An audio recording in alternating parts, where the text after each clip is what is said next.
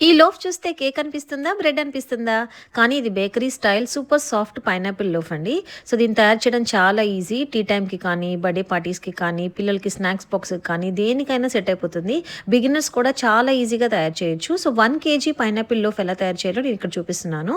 దీనికోసం ముందుగా మనకి కర్డ్ కావాలండి. సో ఇది వెజ్ కేక్ కాబట్టి నేను ఒక హాఫ్ కప్ పెరుగు తీసుకుంటున్నాను. నేను ఇక్కడ మార్కెట్‌లో దొరికే ప్యాకెట్ పెరుగే యూజ్ చేశాననమాట. అది మనం మెజరింగ్ చేసుకుంటే ఎగ్జాక్ట్‌లీ హాఫ్ కప్ అవుతుంది. సో అందులోనే 3/4 కప్ వచ్చేసరికి షుగర్ పౌడర్ యాడ్ చేశాను. జనరల్‌గా మన ఇంట్లో దొరికే షుగర్‌ని మిక్సీ చేసుకొని తీసుకున్నాను. సో ఆ షుగర్ పౌడర్ వేసి పెరుగు, షుగర్ నీట్‌గా మిక్స్ అయ్యే వరకు, సిల్కీగా అయిపోయే వరకు మిక్స్ చేయాలన్నమాట.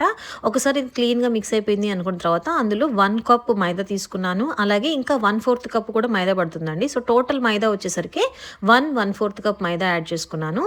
ఇప్పుడు ఇంకా బేకింగ్ పౌడర్, బేకింగ్ సోడా వేయాలి. బేకింగ్ పౌడర్ వచ్చేసరికి 1 టీ స్పూన్ యాడ్ చేస్తున్నాను. ఇది టేబుల్ స్పూన్ కాదు, టీ స్పూను.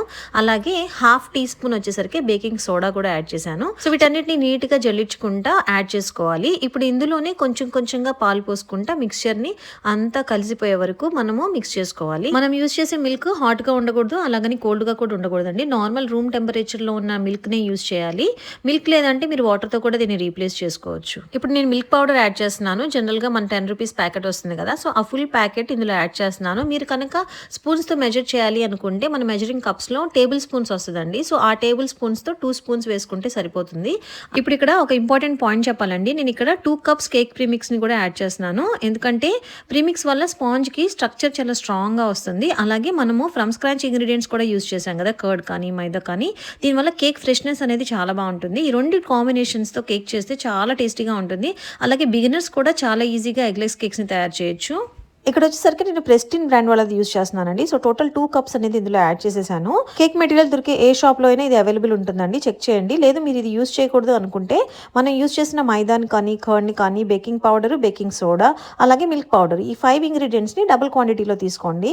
పర్ఫెక్ట్ గా సరిపోతుంది. ఇప్పుడు లాస్ట్ లో ఆయిల్ యాడ్ చేయాలండి. ఆయిల్, ఎసెన్స్, కలర్స్ ఇవన్నీ లాస్ట్ లో యాడ్ చేస్తాను నేను.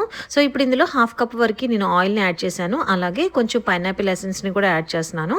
IFF బ్రాండ్ వాళ్ళది తీసుకోండి, చాలా బాగుంటుంది పైనాపిల్ ఎసెన్స్. అలాగే నేను ఇక్కడ మాలాస్ బ్రాండ్ వాళ్ళది పైనాపిల్ క్రష్ కూడా కొంచెం యూజ్ చేస్తున్నానండి. దీనివల్ల మన లోఫ్ కి మంచి పైనాపిల్ టేస్ట్ అనేది వస్తుంది. టేస్ట్ చాలా బాగుంటుంది. మీరు తప్పకుండా ఒకసారి ట్రై చేయండి.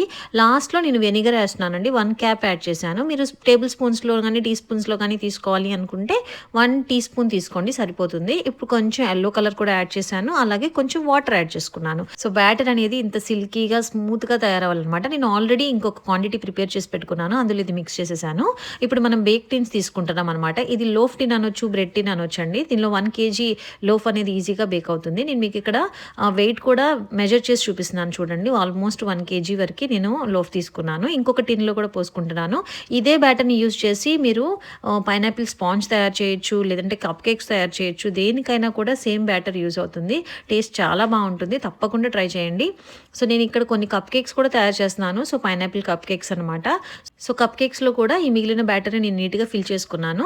ఇప్పుడు ఓటీజీలో పెట్టేసుకున్నాను. సో ఓటీజీ సెట్టింగ్స్ వచ్చేసరికి function mode 2 rods on, fan కూడా ఆన్ చేయాలండి. అలాగే 180 డిగ్రీ సెంటిగ్రేడ్ దగ్గర పెట్టాను. సో టైం వచ్చేసరికి అట్లీస్ట్ 30 మినిట్స్ పడుతుందండి లోఫ్ బేక్ అవడానికి. కప్ కేక్స్ మాత్రం నాకు 10 మినిట్స్ లో నీట్ గా బేక్ అయిపోయినాయి. మధ్యలో మీరు ఒకసారి టూత్ పిక్ ఇన్సర్ట్ చేసి బేక్ అయిందో లేదో చూడండి. ఇక్కడ నా కప్ కేక్స్ అన్ని నీట్ గా బేక్ అయినాయి. కానీ లోఫ్ ఇంకొంచెం టైం పడుతుంది అనమాట.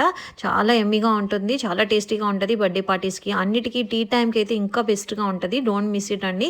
సో ఈ ఒక్క స్పాంజ్ నేర్చుకుంటే మీరు ఎటువంటి కేక్స్ అయినా ఈజీగా ప్రిపేర్ చేయొచ్చు.